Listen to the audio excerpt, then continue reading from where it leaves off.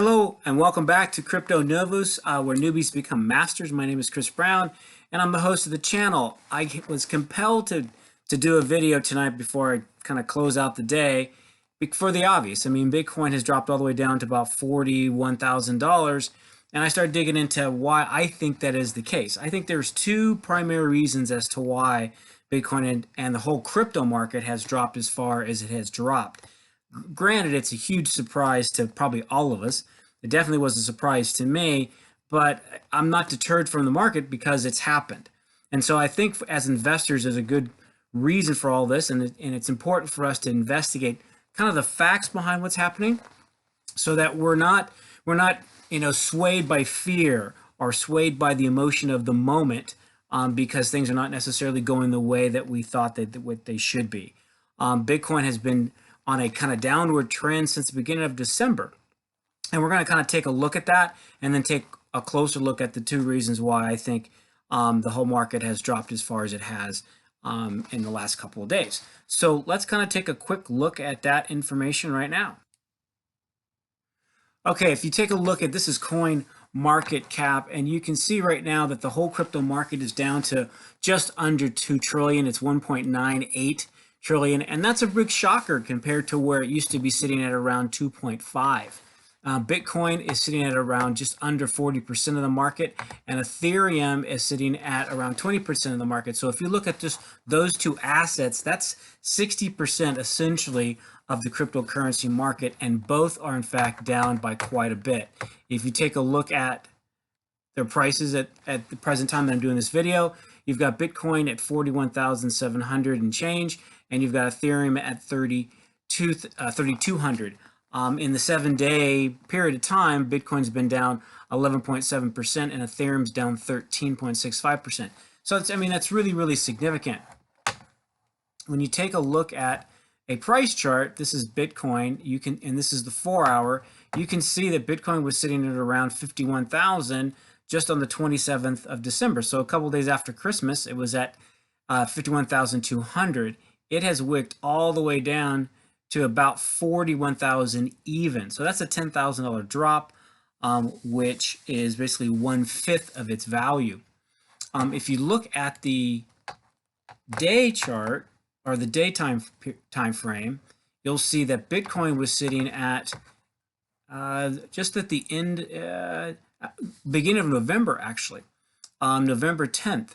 It was sitting at 67,000, and from that point, it has been progressively, steadily going down. Now, it wicked all the way down to 42,324 back on the beginning of December 4th. And what it essentially has done is it's come back and touched on that. Now, this is definitely an area of resistance because back in September, it was down at this level as well. I want to check something else real quick. Hang on. When you click on visible range, you can see that this area, the $39,800 level, there's a lot of it's not selling pressure, resistance at that point. So I don't think really it's going to drop below that, but it has definitely come and wicked down to this level, which is close enough as far as I'm concerned. If it gets past that, if you look at these other bars, you've got a lot of resistance all the way down to 30,000. So I think this is probably where it's going to bottom out. It may go horizontal, but that's anybody's guess at this point. But here's what I think the real reason is for Bitcoin going down as far as it has and continuing to go down through the month of December. And it has to do with this gentleman right here, Mr. Jerome Powell, chair of the Federal Reserve. I don't know if you guys realize, but back on December 15th of 2021, basically there was a press conference by the Federal Reserve where Mr. Powell basically articulated that the Federal Reserve, in an effort to hedge against inflation, saw that next year they could see 3 price increases in the rates. And that has obviously caused not just the cryptocurrency market, but other markets as well to respond to that in the negative, and prices have dropped accordingly. You'll see it in the S&P 500 as well. And so there's articles to support this we take a look at this one here. So this is an article out of Bloomberg, and basically it's an article that states that the Federal Reserve in their notes, actually the release of the minutes from their Wednesday, December 14th, 15th meeting, they basically exposed the fact that they're going to be doing rate increases.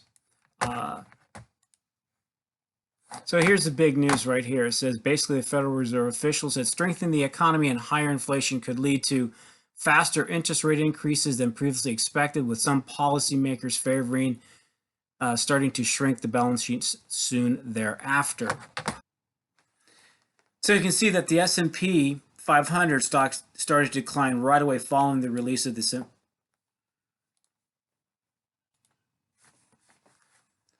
So we can see right here that the S&P 500 index started to decline right away after the release of the information. And then basically, and they also conclude that in December's meeting that the FOMC announced it would wind down the Fed's buying program at a faster pace than first outlined, again, citing risks of inflation. As we go down here and continue to read, the Fed officials were also unanimously expecting that it would need to begin raising, right here, beginning raising rates this year, according to anonymous projections published after the meeting. So what they're thinking that's going to happen is, it says investors expect that the Fed will begin raising rates in March, according to trading and federal funds futures. And that's essentially what the expectation is at this point in time, is that the Federal Reserve is going to start raising rates basically in March, which is at the end of the first quarter. And that is really significant to the marketplace. Now, so this is what this tells me. I mean, this is not outside of things that I've heard before. You know, there's a lot of activity that's going to occur this first quarter of 2022 that we need to watch, not just in the crypto market, but as we can see in the other asset markets as well as keeping track of what's happening with the Federal Reserve and what they're trying to do with money. It's also important to watch the buying power of the dollar. You know, towards the tail end, the dollar index was going up, and I can kind of show you that when I start looking at the trading view charts again. That it was gaining strength. As it was gaining strength, of course, gold and silver and things like that, they were dropping in value. But I also noticed that the crypto market was doing exactly the same thing. It was dropping as the dollar was gaining some additional strength. So so these are the things to watch in this quarter as investors, so that we don't get spooked and scared by just all of the fear information that's going on, as well as just watching the price of Bitcoin, go down. You got to consider that this is, again, one of those buying opportunities, not just for Bitcoin, but for other digital assets as well. So this was an article that was written by Mike Dalton that basically says, Bitcoin falls 5% as Fed confirms interest rate hike. So this was written a couple of days ago. Some key takeaways in this article were Bitcoin fell by 5% today, and Ethereum and the remainder of the crypto market saw losses of 6%. These losses coincide with similar but more moderate losses in the NASDAQ, which was 3.3%. The market slump is likely to be related to inflationary concerns. The U.S. Federal Reserve plans to raise interest rates. So just kind of a repeat of what I just essentially said. This article here just came out literally, it's January 7th. When I post this, it's going to be Friday, January 7th. So this came out earlier today, and it basically says the rate hike sends crypto crashing down. So cryptocurrencies, including Bitcoin, and they just list a bunch: Ethereum, Solana, Cardano, slid sharply Wednesday night after U.S. Federal Reserve released minutes of its December meeting, in which the central bank signaled it could start raising interest rates to tackle the stubbornly high inflation. So at 5 p.m. Thursday, Bitcoin was down 8.9%, as according to this article, and it was going down to just above 42,000. We saw how it had dropped actually an 11%. And going back to that, I wanted to mention, if you scroll down here, oops, you'll see this DXY. This is the dollar the strength of the dollar essentially. So you can see that, and this is the day chart, that back in November, this is October, the start of November, the dollar was sitting down here at 94. Since November 9th, it strongly increased all the way up to 96.6 by the pretty much the end of November, let's say around Thanksgiving, and now it's been pretty much going horizontal. If you compare that then to what is essentially happening with Bitcoin, it started to decline on November 11th and has steadily declined. So there is definitely a correlation to this. You will also notice that Ethereum has done essentially the same thing. Here we are sitting at November 9th. It came down right away, went horizontal for a while, then tried to pop back up, didn't quite make it up to its previous high of around 4,800. It wicked up to 47, but it was really solid bars at 46.24, and it has steadily been going down. Now it's in some interesting territory right now, sitting down at around 31. It could dip a little bit more. I mean, it's possible that we could see it come back down to this level and to find support at around the 2,900, 2,950 level. This is a very interesting comment by, I can't pronounce his name. He's the CEO and founder of BitBins. And this is something that I've heard several times, that Bitcoin tends to mellow during the new year, the Chinese New Year and the Christmas season. Basically it's the phase where people take profits. It says it is a traditional timeline which Bitcoin sees every year between December 20th to January 15th. However, we are bullish to expect it to stabilize between 40,000 and 50,000. So, I mean, again, it's still hovering in the same range it has been for quite some time. But what we're going to take a look at later on in this video is just how has Bitcoin really performed, Bitcoin and Ethereum, how they've really performed during the month of January, traditionally throughout its existence. So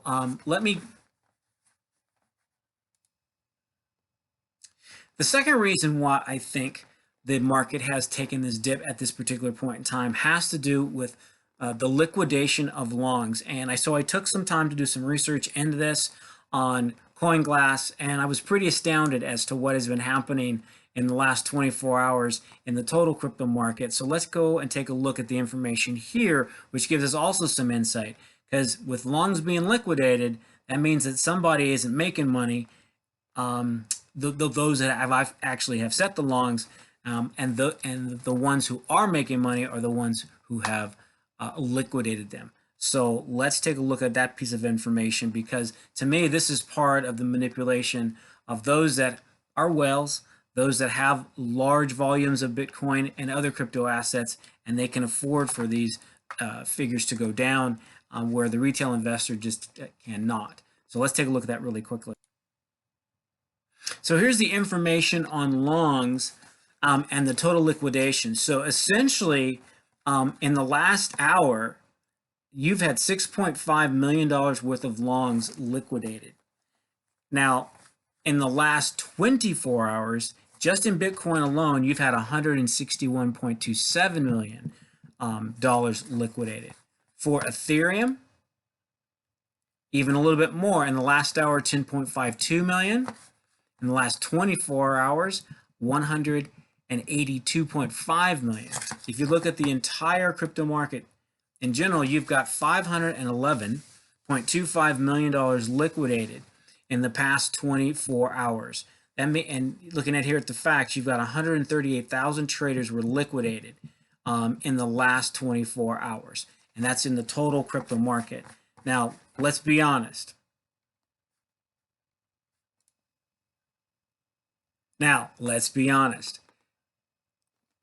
There was 138,000 different traders that did not win the game this time around, which meant there was a lot less people who actually did win.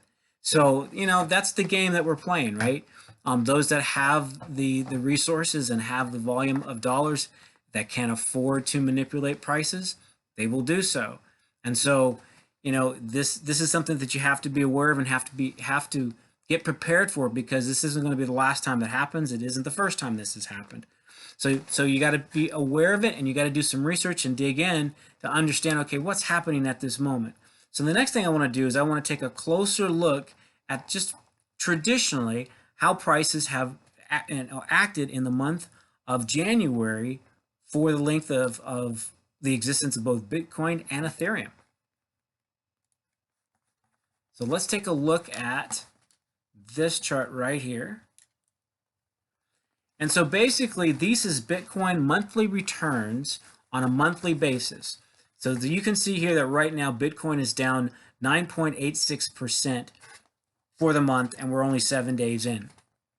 We can actually take a closer look at this, and we can look at it in terms of weeks and in terms of days, but I'm just going to stick with months. So, back in 2021, we saw a 14.5% increase. In 2020, it was a great year. We actually saw twice that much, almost 30%.